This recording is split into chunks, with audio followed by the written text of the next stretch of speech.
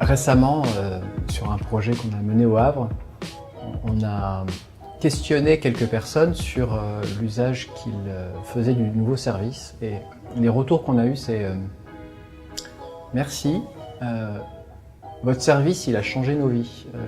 En l'occurrence, c'était une personne qui faisait 45 minutes à pied pour aller travailler, il n'avait pas de voiture.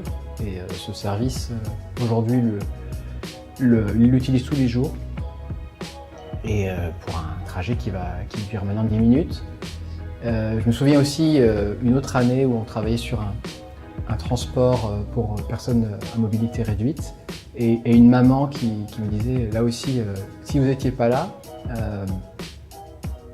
on ne saurait pas comment faire pour nous organiser dans nos vies familiales. Donc oui, ça c'est des éléments qui me touchent, pour lesquels qui me font lever le matin et qui donnent du sens.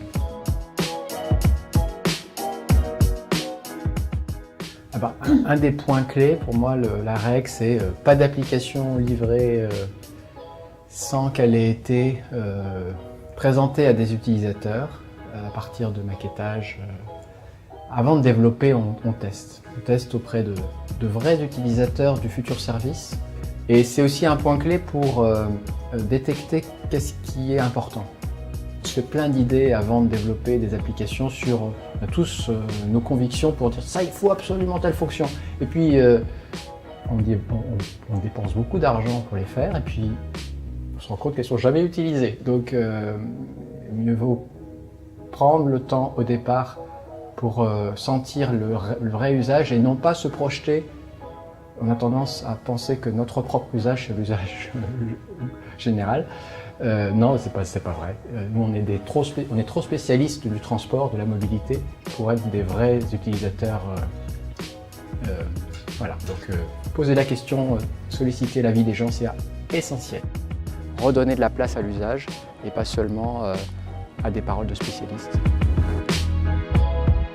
Le fait de pouvoir se réajuster régulièrement en mode agile, c'est vraiment la clé, en effet, de la réussite. De l'adaptation des solutions qu'on propose aux utilisateurs.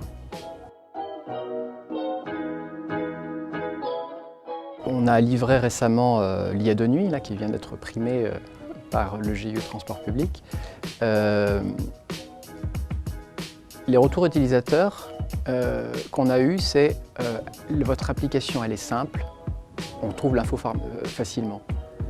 Et là je me dis, ça veut dire qu'on a bien fait ce travail que je décrivais auparavant, qui était de recueillir les besoins des gens et de les confronter justement aux différentes maquettes qu'on envisageait de développer. C'était en mars dernier.